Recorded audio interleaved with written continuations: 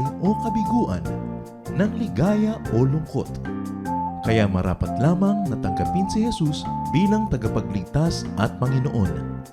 At matapos yun ay panariwain ang katapatan at paglapit sa Kanya bawat araw o day by day. Ang day by day ay naglalayong umalalay sa pang-araw-araw na pamumuhay. Narito po si Kuya Ed Lapis sa mensaheng pinamagatang The Big Catch.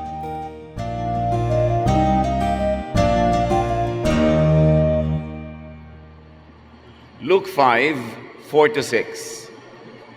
Jesus told Simon, "Row the boat out into the deep water and let your nets down to catch some fish." They did it and caught so many fish that their nets began ripping apart. Isa sa mga enduring and beautiful stories that demonstrate the power and the love of Jesus. Napakaraming mangingisda ang hindi laging nakakahuli at napakaraming isda ang hindi nahuhuli. At dito sa kasaysayan, nakita natin na ang mga nabigong mangingisda ay binigyan ng Panginoon ng tagumpay na makahuli kahit pa nga halos ay magtatanghali na. The big catch. Ang napakalaki at napakarami at napakayamang huli. Panginoon, salamat po dahil kayo ay nakabantay sa amin. Alam niyo, nagaganap sa aming buhay, nakikita niyo ang aming mga kabiguan at may nakalaang tagumpay sa iyong mga anak na sumusunod sa iyong katuruan. Sa sandaling ito, kami po inyong pakaturuan, akayin, at nagpapasalamat kami sa lakas ng katawan na nagbigay sa amin ng kakayanang makarating dito. At nawa, Panginoon, ang inyong pong salita, maging pagkain ng aming kaluluwa. Magpayaman sa aming espiritu, magpatalino sa amin, para mabuhay kami ng tama, ayon sa iyong kalooban, at tamasahin namin ang iyong mga nakalaang pagpapala. Forgive us, O Lord. Cleanse us from all our iniquities. Make us whole. Take us by the hand and lighten us. In the name of your Son, Jesus, we pray. Luke 5:1-3. Jesus was standing on the shore of the lake Gennesaret, teaching the people as they crowded around him to hear God's message. Near the shore, he saw two boats left there by some fishermen who had gone to wash their nets. Jesus got into the boat that belonged to Simon and asked him to row it out a little way from the shore. Then Jesus sat down in the boat to teach the crowd. A very cinematic, dramatic moment. Umagang-umaga, alam natin ang tanawin sa tabi ng mga pampang ng dagat o ng mga malalaking lawa o ilog, dumadating at dumadaong ang mga magdamagay ng isda ng mga kalalakihan at ang kanilang mga asawa ay dumarating para bilangin, timbangin ang kanilang mga huli at para ito'y maitinda, makain, habang ang mga kalalakihan ng isda ay naglilinis ng mga lambat nila na hindi lang isda ang nahuli, kundi sinabitan ng mga damo at kung ano-anong mga hindi nila kailangan. Nililinis silang lambat para ihanda sa pangingisda uli sa darating na gabi. Ating may imagine ang mga mangingisda ito yung mga pagod na dahil magdamag sa laot, gustong-gusto na umuwi, makakain, makapagpahinga, mag-ipon ng lakas para sa susunod na gabi na naman ng pangingisda. At ito ang eksena ng ating kwento. Sa una, nakatayo ang Panginoong Hesus sa pampang ng malaking lawa na tinatawag na Sea of Galilee or Sea of Gennesaret or Lake of Gennesaret. At siya ay naliligid ng napakaraming tao kung kaya't napakahirap para sa kanya magturo at natatakpan siya at ang tinig niya ay maaaring nakaharang ng napakaraming katawang nakapaligid doon. Kaya may mga nakaparada naman doon ng mga bangka na malapit ng iahon sa tabi ng dagat para maipahinga ang bangka. At pinili ni Jesus ang bangka ni Pedro at siya'y nakisakay doon. At sinabi niya kay Pedro, pakitulak-tulak nga papalayo ng kaunti mula dito sa pampang ang bangka. Kaya ang nangyari, ang Panginoon ay nagtuturo, nakasakay sa bangka, at ang mga tao ay nandun sa pampang at sa pagitan niya at ang mga tao ay yung tubig. Nagkaroon siya ng parang tinatawag na orchestra pit, kumbaga sa teatro, at lalo namang gumanda ang kanyang pagtuturo. So Jesus sat on Peter's boat. Deliberately pinili niya ang bangka ni Pedro. and the boat served as a stage, and the water between him and the people as easement or clearance, and even sound amplifier. Alam natin na ang tubig ay nagpapalakas ng tunog. Kaya may mga element ng teatro itong pagtuturo na ito ng Panginoon. But noticeably, Jesus inconvenienced Peter. Inabalan niya.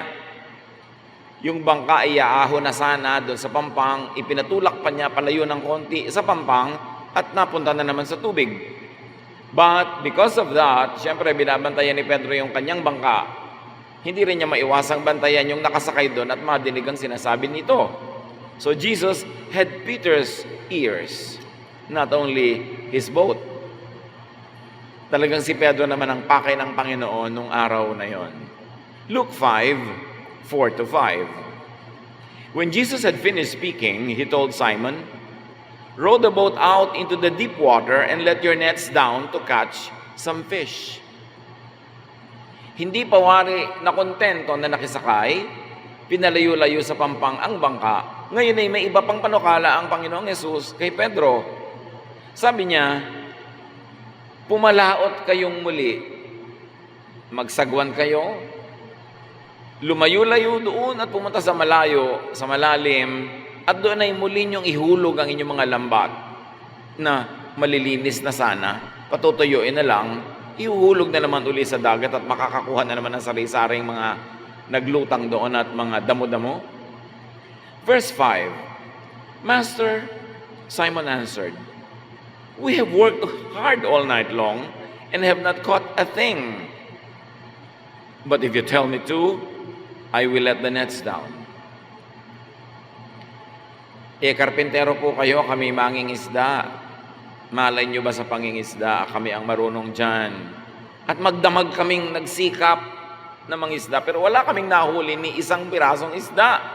Isang malaking kabiguan ang aming magdamag na pangingisda. Pero dahil sinasabi ninyo, gagawin ko po. Magsasagwan kami, maglalayag, lalayo sa pangpang, babalik sa malalim na bahagi ng lawa na ito, at ihuhulog muli ang aming mga lambat. After inconveniencing Peter, Jesus prescribes an unusual advice. Go out again to fish at daytime. Alam natin hindi naman nangingisda pag araw ang mga mangingisda dahil ang mga isda nandun sa malalim na bahagi dahil umiiwas nga silang mahuli. Pero sabi ni Pedro, gagawin ko po dahil sinasabi ninyo. Jesus prescribes a very difficult project to go far out from shore to deeper water. Linis na ang mga lambat, linis na ang bangka, handa na umuwi ang mga mangingisda, papalaot na naman. And in the middle of the morning at that. But Peter says, he will obey. Nagtaka siguro lahat ng mga tao na nandun at nag-uusyoso, bakit na naman papalaot, hindi naman ginagawa yun ng mga mangingisda. Luke 5:6-7. They did it and caught so many fish that their nets began ripping apart. Then they signaled to their partners in the other boat to come and help them. The men came, and together they filled the two boats so full that they both began to sink. Matapos na sundin nila si Jesus at nihulog nila ang mga lambat nila doon sa dagat, ay napuno ito ng mga isda at hindi nila kayang iangat sa pagkakapuno. Humingi sila ng tulong doon sa kasamahan nilang nasa kabilang bangka at matapos lumapit ang kabilang bangkang ito'y pinuno nila ng isda at yung kanilang sariling bangka. At dahil sa bigat ng dami ng isdang nahuli, nagsimulang lumubog ang mga bangkang ito. An unexpected, impressive, dramatic catch. But there is also a very important catch or lesson that what you want, what you get, could also make you sink. Kung ano man yung sobrang gustong-gusto mo sa buhay, nahabol mo sa buhay, pwede ka rin lumubog dahil dito, lalo't sumobra. Bagamat hindi naman yun ang pagtutuan na nating paksa ngayon. Luke 5:8-9. When Simon Peter saw this happen, he knelt down in front of Jesus and said, "Lord, don't come near me. I am a sinner." Peter and everyone with him were completely surprised at all the fish they had caught. Nagilalas sila, nagulat, namangha, di nila nakikita kahit kailanman ang ganitong mga pangyayari.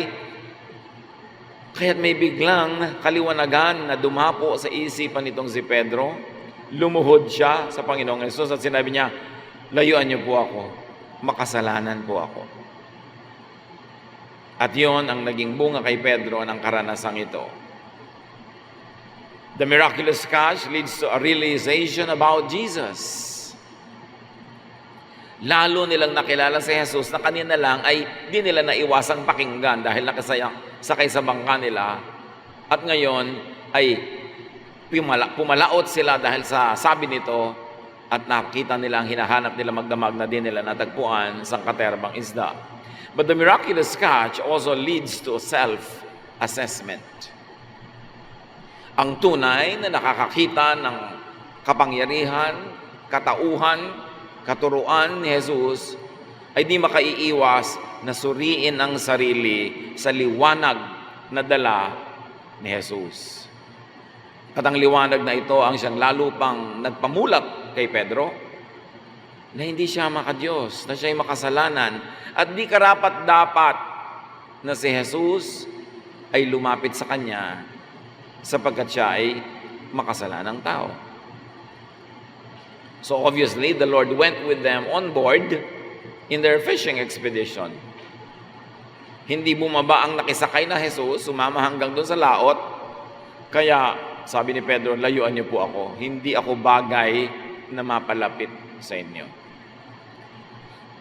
Luke 5:10-11. Jesus told Simon, don't be afraid. From now on, you will bring in people instead of fish. The men pulled their boats up on the shore, then they left everything and went with Jesus. Sabi ni Jesus, anong layuan? Hindi na tayo maghihiwalay mula ngayon. Lalo kang lalapit sa akin. Huwag kang matakot. Huwag kang matakot na makasalanan ka, hindi kita huhusgahan. Huwag kang matakot na di ka karapat-dapat, pagiging dapatin kita. Huwag kang matakot na hindi ka bagay, gagawin kitang bagay. Sapagkat ang anak nga ng Diyos ay bumaba mula sa langit patungo sa lupa para makipag-ugnayan sa mga makasalanan, sa mga tinuturing na marurumi at mga hindi karapat-dapat. Hindi kailangan at hindi dapat na maging dahilan ang pagsaisip ng ganito tungkol sa sarili para tayo lumayo sa Diyos o palayuin natin si Jesus sa atin. Mas makasalanan, mas gusto ni Jesus lapitan. Mas hindi karapat-dapat, mas gusto niyang paging dapatin. Mas hindi deserving, mas gusto niyang bigyan ng halaga. Sabi niya, mula ngayon, hindi na lang isda, lalampas ka sa isda ng huhulihin. Ang iyong dadalhin ay mga kaluluwa tungo sa kaharian ng Diyos. Kesa sa mga isda na dinadala mo sa palengke, ang mga kaluluwa na iyong dadalhin ay mapapabuti, makakarating sila sa kaharian ng langit. They would be doing something far greater. Sabi ni Jesus sa mga kasama niya doon sa bangka. They would be winning souls. Ano ang mahalagang leksyon bukod sa leksyon ng pagsunod? Yun ang pinakamahalaga na sumunod kay Jesus. Unay dahan-dahan mo ng si Jesus na nagpakilala, nakisakay, nangaral, at dahil nakasakay siya sa bangka ng mga tao, hindi makauwi yung mga tao dahil ipaparada pa nila doon sa kate yung bangka. Na obligatory sila makinig. At sa kanilang pakikinig, unting-unting nabuksan ang kanilang puso, kaya naging handa na sila ng sumunod sa mas mahirap na hiling ni Jesus o utos na pumalaot. But in spiritual life, in growth and service, Jesus tells His listeners to become doers. May nadinig na si Pedro at ang kanyang mga kasamahan na turo, ang sunod nun, action. They became obedient, and that's how they discovered more of Jesus. Jesus tells His followers to not give up and accept failure. So wala kayong nahuli. Huwag kayong tumigil doon. Dapat hindi yan ang ending ng kwento. Ang ending, dapat ang dami-dami niyong nahuli. So nabigo ka, hindi yan ang ending. Ulitin mo. hanggang magtagumpay ka. Nadapa ka, hindi yan ang ending. Bumangon ka at ituloy mo ang iyong paglalakad. Lumungkot ka, dapat hindi yan ang ending. Pasayahin mo ang iyong sarili sa tulong ng Diyos. Nasugatan ka, hindi yan ang ending. Magpagaling ka at magpalakas.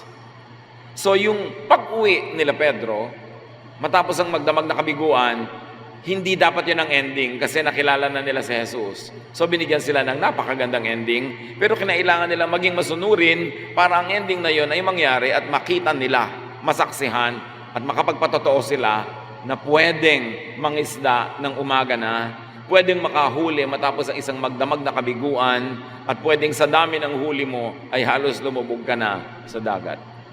Jesus tells his followers to set out for deeper water for a catch. For the big catch. For the big revelation of Jesus. And for self-realization.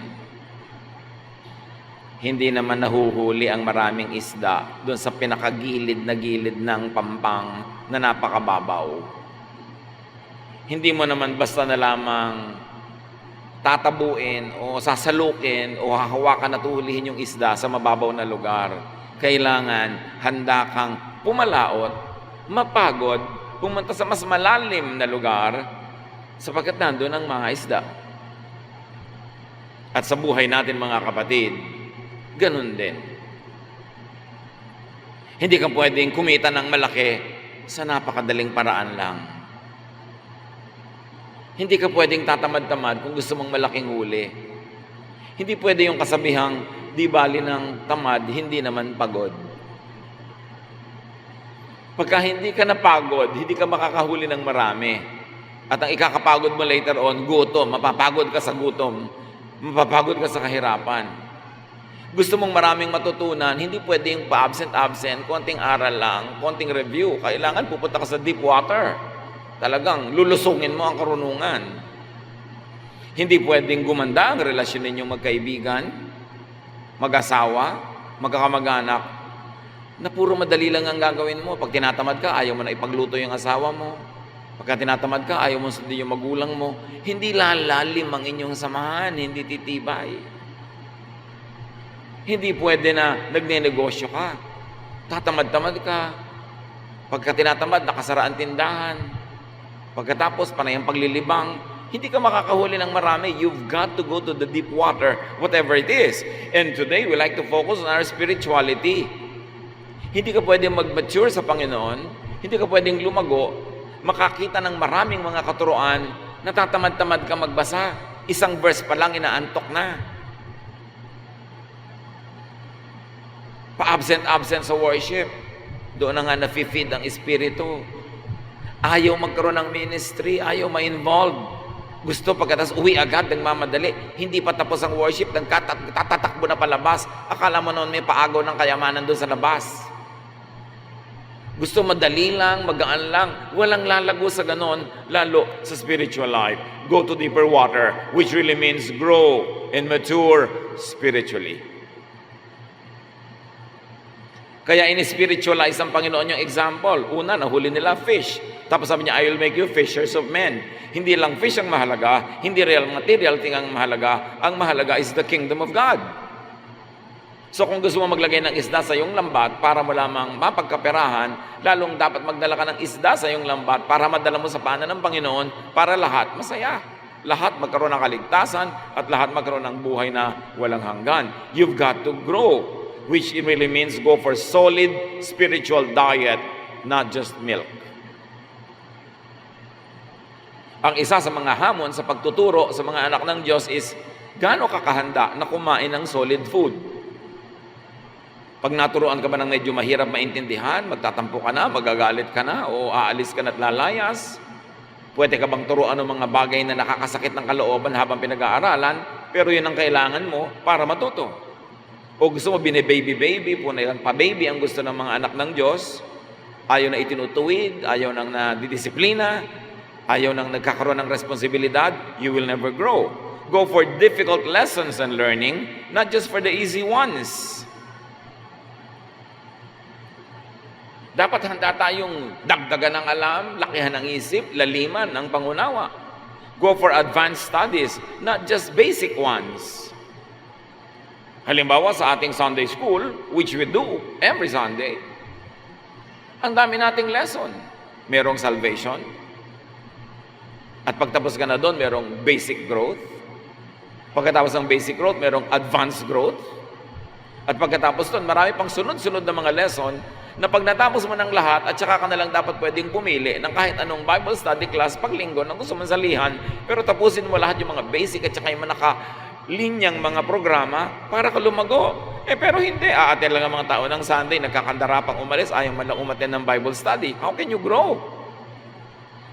Sa isang worship event na malaking tulad nito, ang hirap naman magturo ng mga mahihirap na bagay kasi laging may first timer, may second timer pa lamang, merong ikalimang taon na pala niya pero pangatlong attend pa lang dahil ang nakatahaba ng absent. So, paano mo i-asenso yung lesson na iba-iba ang antas ng maturity at pagkaunawa ng iba? Yung iba naman, sabi, ang takal-takal ko na dito, basic na naman. Paano? May mga bago na naman. Kaya nga meron tayong mga Sunday school lessons para sa mga bago. Dapat first time ka, may attend kang klase. Kung meron kasamang bisita, dadalhin nyo dapat doon sa first timers class.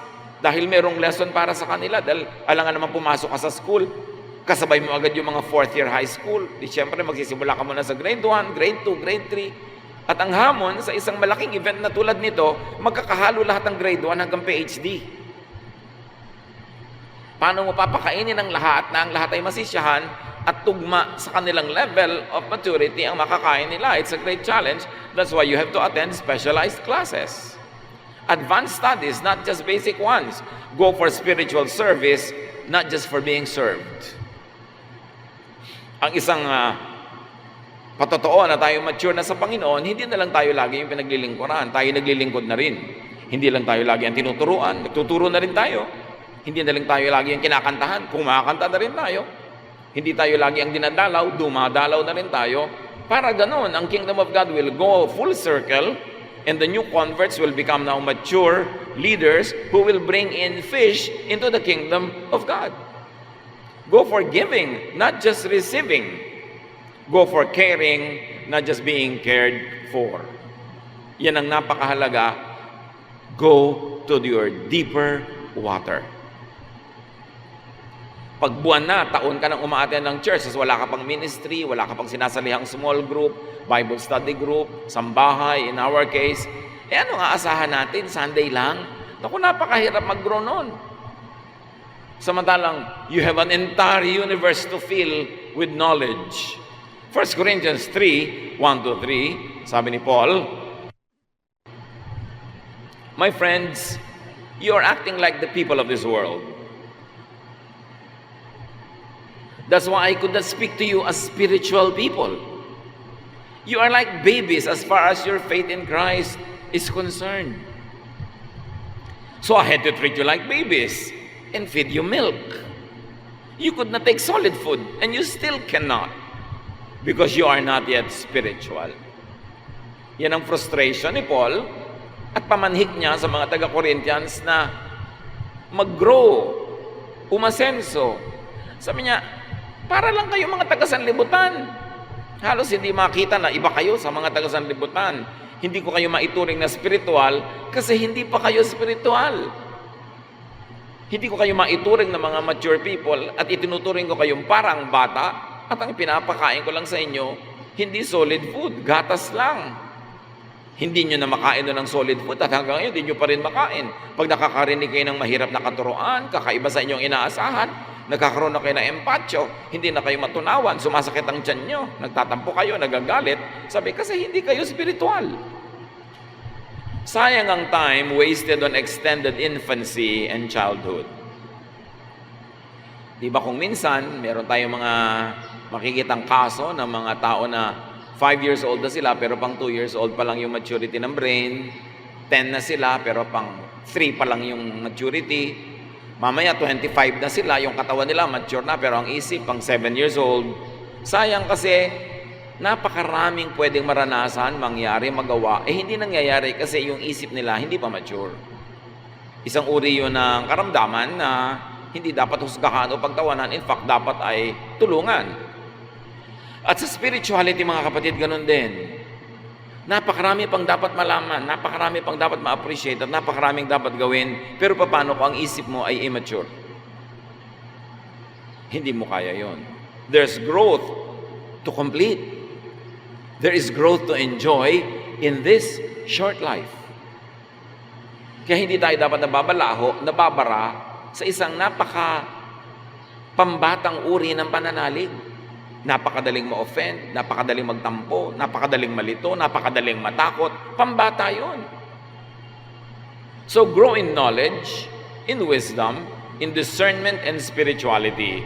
At nagagawa yan sa pamamagitan ng patuloy na pag-aaral, pagsunod sa mga responsableng nangunguna, pagtanggap ng mga tungkulin at mga pananagutan, kasi kasama yan lahat sa growth.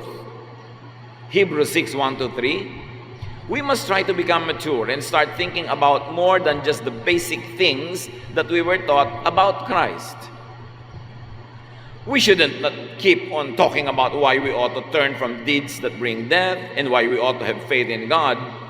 And we shouldn't need to keep teaching about baptisms or about the laying on of hands or about people being raised from death and the future judgment. Let's grow up if God is willing.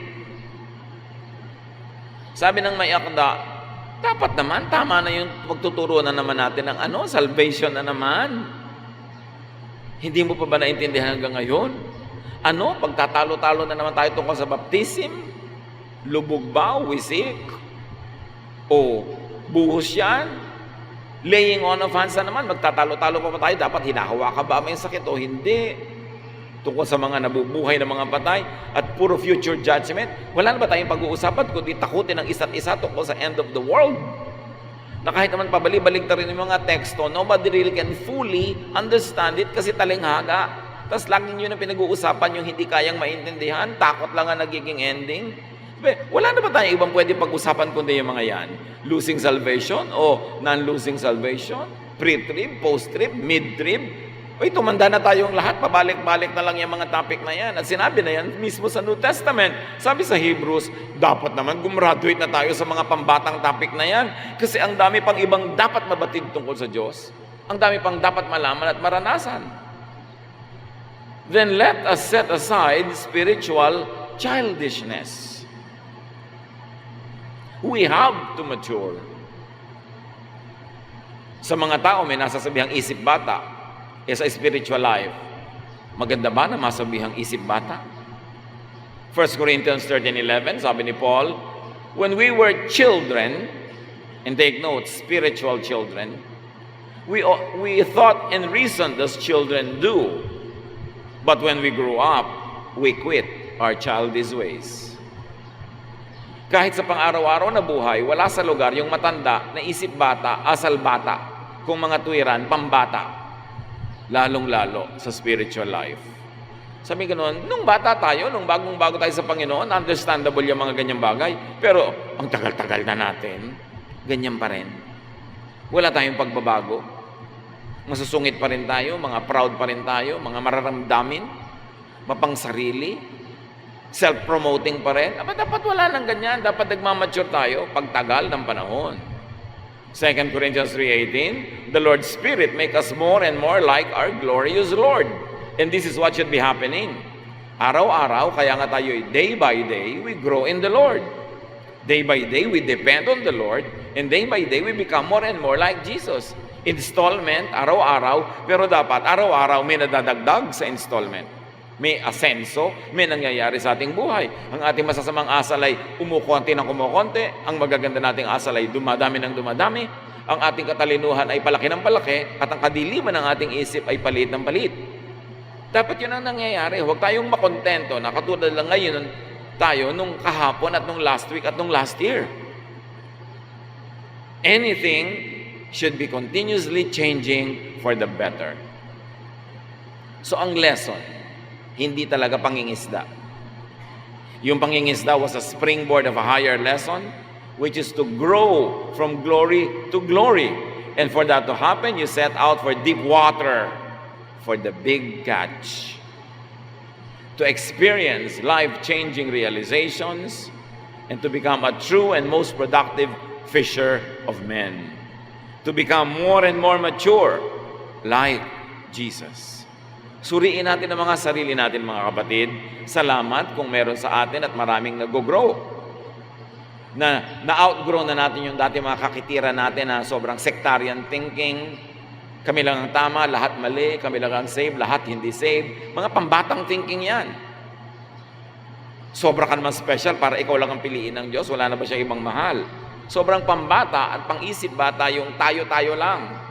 Dapat lumalawak ang ating pag-ibig dahil mahal ng Diyos ang buong daigdig at ang buong sangkatauhan. At dapat ay nasusuri natin kung ano ang ating mga spiritual gifts at hindi lang natin nagagamit sa personal na buhay at hanap buhay na isusuko natin sa paanan ng Panginoon at nagagamit para sa kaluwalhatian ng kanyang kaharian. Nagagamit for soul winning to become fishers of men. Ang church ay parang isang lambat. Pinupuno ba natin ng mga isda? Nagbibit-bit ba man lang tayo ng mga tao para isama natin? Naglalagay ba tayo ng extension ng Bible studies sa ating mga bahay-bahay? Nag-share ba tayo sa ating mga katrabaho para madala man lang natin sa church? Sapagkat sa church, they can be ministered to by the many persons who are gifted in many ways. At hindi tulad ng isda na hinuhuli para ibenta, ang mga nahuhuli natin para sa Panginoon ay naliligtas sa pagkabulid, nagkakaroon ng kaliwanagan, at kung sila man ay magiging masunurin sa mga alituntunin at mga katuruan, ay aasenso din, and they will also become fishers of men. We should never stop soul winning. You should never be contented coming to church, walang bit-bit kundi ang sarili. Kailangan lagi tayo nagdadala sa Panginoon, nagmumulat. Kung tayo naniniwala na nabe-bless tayo sa church, hindi natin pwedeng solohin. Dapat tayo nagdadala at tayo tumutulong. Pag nakakakita tayo ng makahinaan, we fill in and stand in the gap to strengthen it. Kasi ang dami-dami naman, 99.9% puro volunteer. Hindi naman naka-full-time, so once in a while, you will see cracks, you will see weaknesses. But what do? As a child of God, you help, you step in the gap to fill it. Not to just criticize and complain, but to be the solution so that the problem could be solved. Fish, go to your deeper water. Kung ano man ang project natin, mga kapatid, na pag-asenso, ano ba ang ating mga childishness in the Lord? Tayo ba'y mga mainggitin pa rin? Maselosin? Matatakutin? Mahiyain?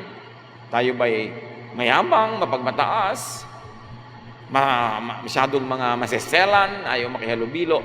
Lahat ng yan ay pambata. Kasi kapag tayo nagiging kamukha ni Jesus, siya ang tunay na modelo ng maturity. And He embraced all. He loved people, He served people, and He also never neglected enjoying time with the people. He ate with them, He had fun with them. The Lord had a full life. He grew in stature and wisdom, in favor with God and with men. And He is our model. Hindi ang ating mga nakikilala lang, kundi ang Panginoon. There is so much growth to happen.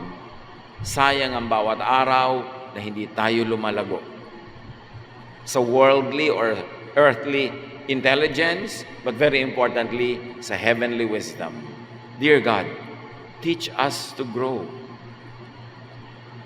Teach us the meaning of this story. That there is a Peter in each one of us. Gusto nang umuwi, gusto nang magmadali, gusto nang magpahinga, gusto nang kumain, pero kayo ang may sabi, go to the deeper water and cast your net. Turuan niyo kami, Panginoon, na madinig ang inyong tinig. Na kung kami ay tinasabihan niyo ng to go to our deeper water, whatever our personal deep water is, teach us to be like Simon Peter, obedient. At dahil doon, hindi lang siya nakahuli ng maraming isda, tumaas pa ang kanyang uri ng pangingisda, souls brought into your kingdom. Teach us, Lord, to move from glory to glory, from childishness to maturity. Pagbulay-bulayan natin ang kahulugan nito sa ating mga buhay, let's take time to think about this, to hear the voice of God, and to present upon ourselves kung anong assignment natin para tayo mag-mature. Lahat tayo may immaturity kahit matagal na tayo sa Panginoon, pero dapat patuloy itong nagiging maganda because we are to change from glory to glory. Dear Lord, suriin niyo po kami kung anong mga immaturities namin, spiritually speaking, convict us, empower us as you have always done to overcome our childishnesses and to mature and to keep on maturing. Pagbulay-bulayan natin mga kapatid, mag-self-reflection tayo. Sabi ni Peter, Lord, get away from me. I do not deserve to be near you because I'm a sinner. Pagbulay-bulayan natin ang ating mga sariling pagkukulang, kakulangan at kasalanan, isuko sa Panginoon and make a firm resolve to work with the Lord, to obey the Lord, and to maturity. Be with the Lord in silent reflection.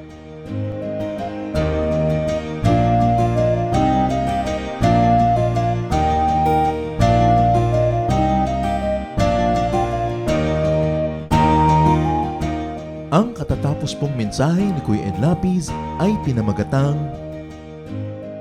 The Big Catch.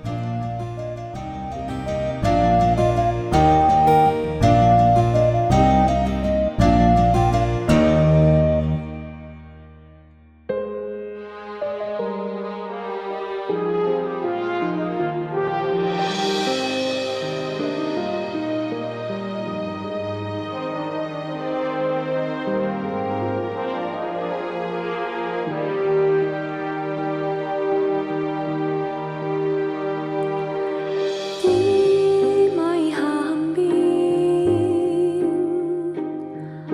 pag-ibig niyo sa akin.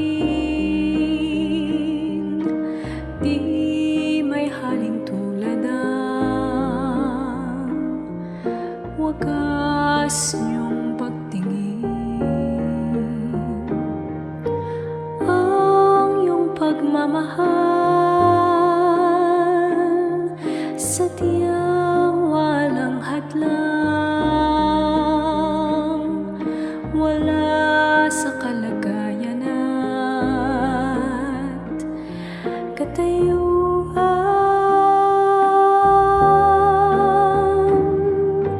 Hawak niyo aking kamay sa tuwing nanananglahay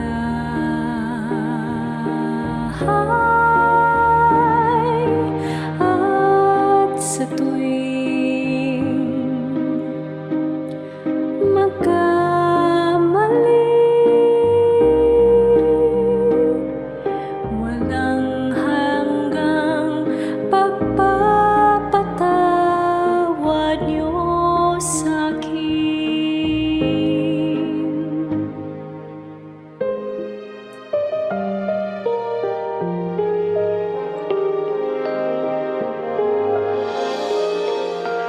Di may hahambing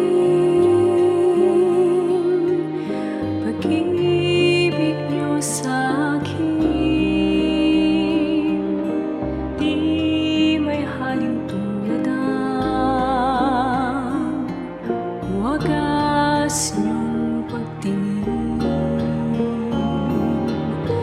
Ang iyong pagmamahal sadyang walang hadlang, wala sa kalagayan at katayuan.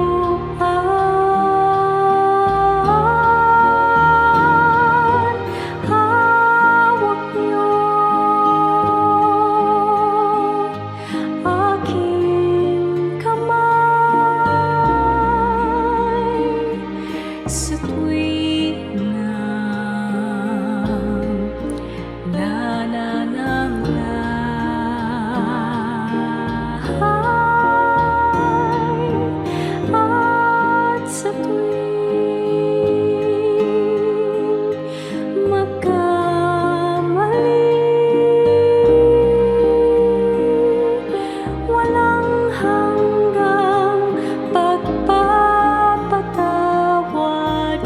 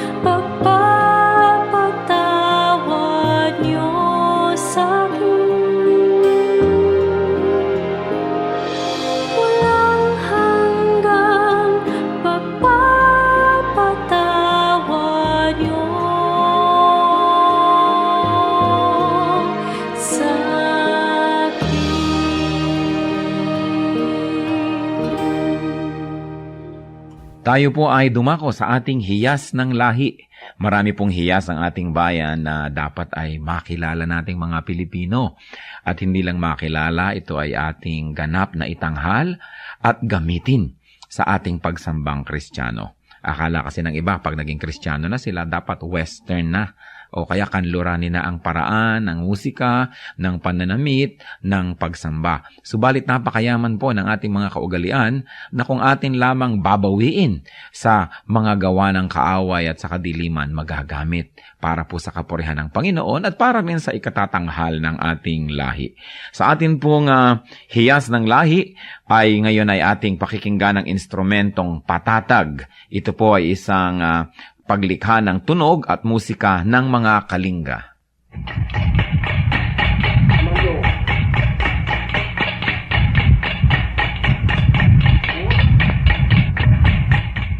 Ang patatag ay isang instrumentong panugtog ng mga kalinga sa Cordillera at ito ay yari sa isang bias ng buho na biniyak pahaba para maging 2 piraso. Ang isa o 2 kaputol ng buho ay ipinapatong ng manunugtog sa kanyang 2 hita kung siya'y nakaupo at ito'y salisihan niyang hinahataw ng patpat sa isang maindayog na ritmo habang ang kanyang kamay na walang hawak na patpat ay dadampi-dampi naman dito sa mga buhong ito.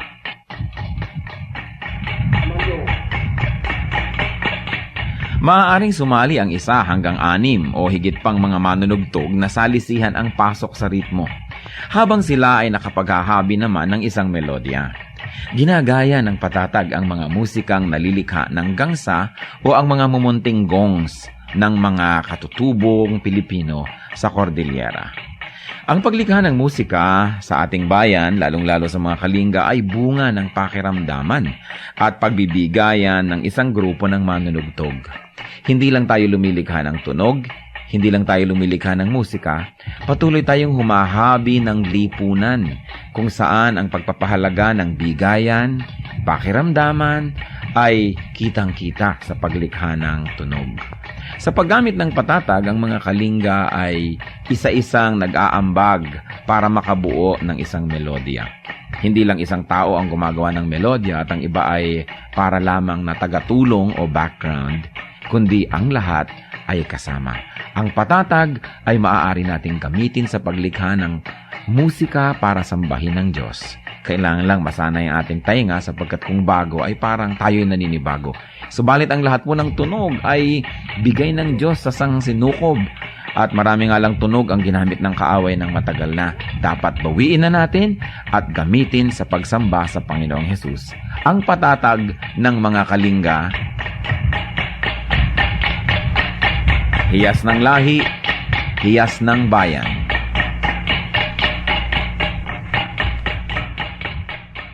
Sa inyo po, Panginoon, lapat itong aking loob na sumilong at pasakop, makisuno at sumukob. Sa tuwing kayo'y lalapitan ay lagi nang gumagabay, taus-pusong lumilingap sa bawat pusong sugatan. Kabutihan niyong matapat, bukas palad kung magbigay, kahit ang tulad kong abay, walang patagong anuman.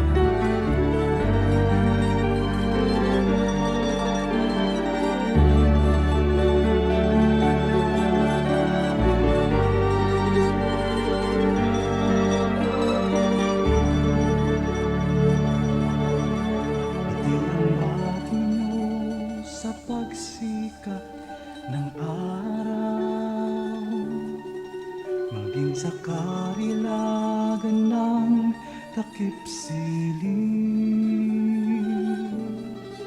at sa kandili nyo ako'y hindi maliligaw.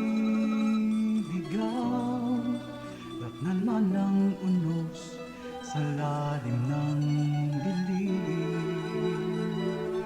Kung sisikapin kong bilangin ang mga bituin, isa-isahin ko man bato sa buhangin.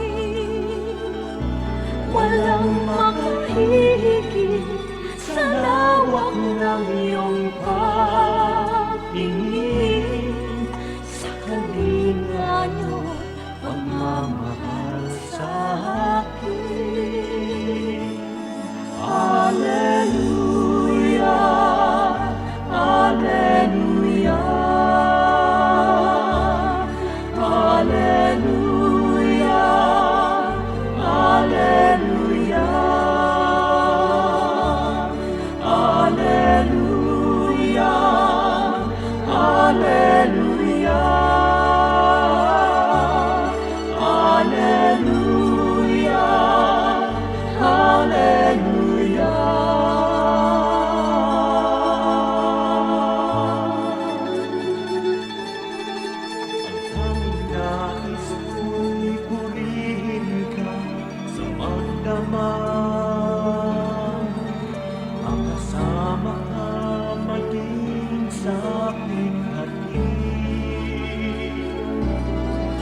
ako'y nagagalak sa kaligtasan niyo't Ama. Pagkapaglapit ko, ngiti ang iyong bati. Hallelujah, Hallelujah, Hallelujah,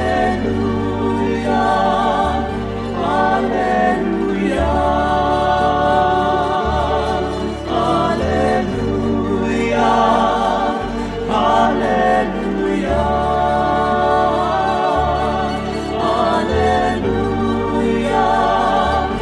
Hallelujah,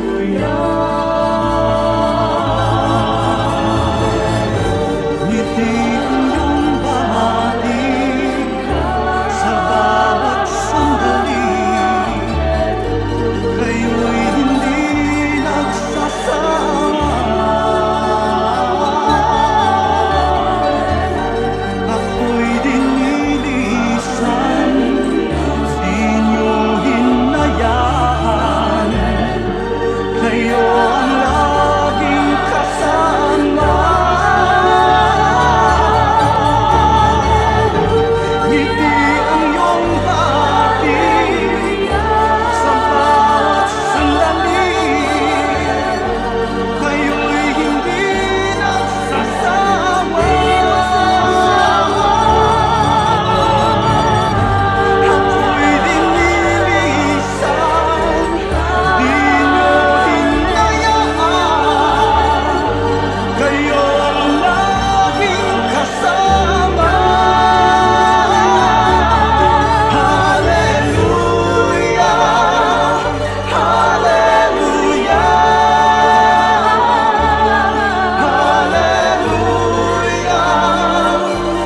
Hallelujah,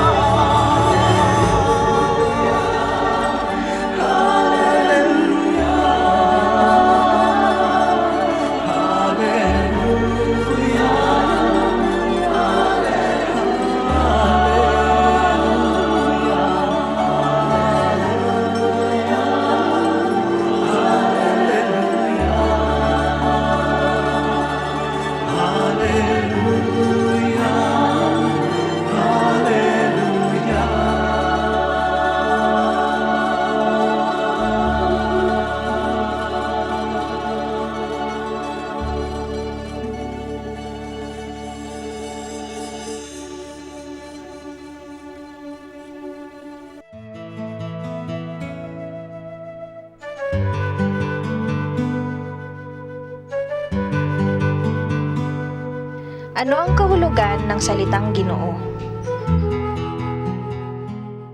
Ang salitang Ginoo, hindi yan equivalent ng mister lamang. Kasi yung Ginoo, nagmumula yun sa salitang Magginoo. At nung sinaunang panahon sa Pilipinas, yung mga Magginoo, yan yung mga nobles. No? Ibig sabihin, a male person with nobility of spirit.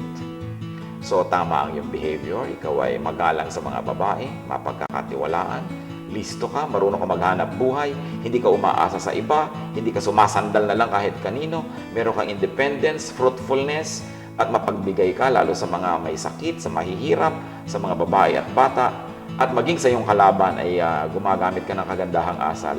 Yun ang kahulugan ng Maginoo. Kaya napakasarap na matawag kang Ginoo.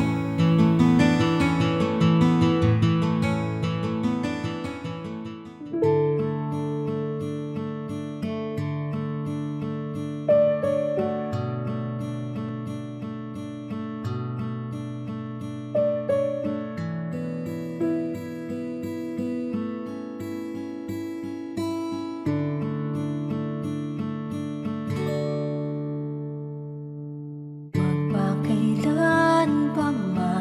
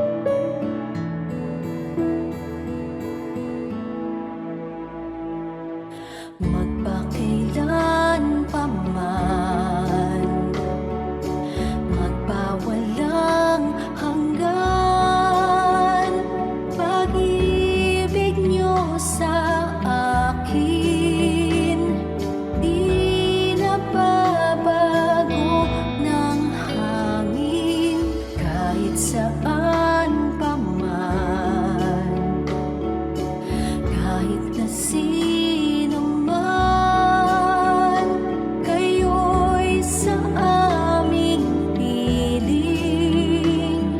di man maabot ng damdamin. Ang pag-ibig niyo'y wagas, hindi magwawakas. Ako ay niligtas.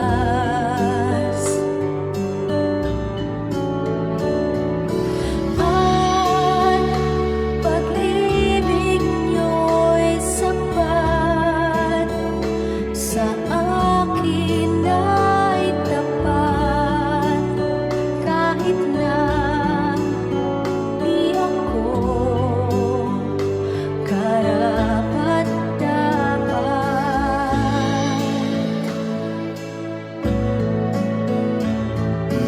Tanging sa'yo aasa, lalapit ang magpupuno ng kulang sa lahat ng oras. Walang ibang papantay sa iyong pagmamahal.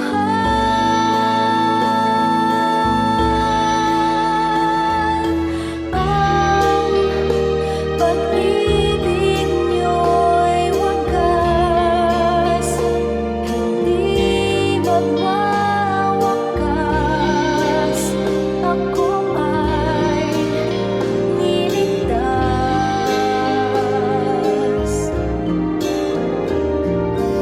At pag-ibig niyo'y sapat, sa akin ay tapat, kahit na di ako karapat-dapat. Ang pag-ibig niyo'y wagas, hindi magwawakas. Ako ay niligtas.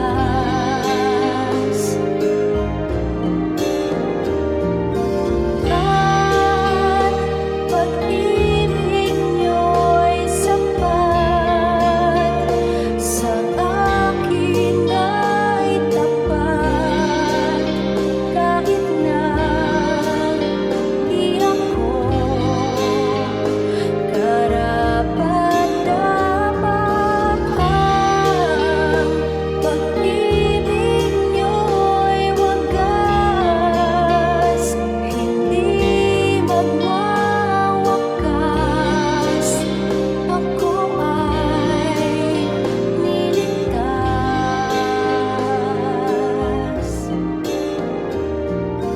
At pag-ibig niyo'y sapat, sa akin ay tapat, kahit na di ako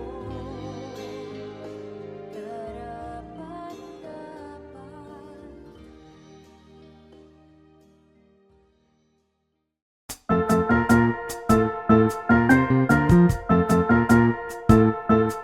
Oras na po para pansamantalang magpaalam ang programang Day by Day. Tayo po'y magsama-sama tuwing ika-6 hanggang ika-7 ng umaga, araw-araw. Magandang umaga po at mabuhay ang Panginoong Hesus!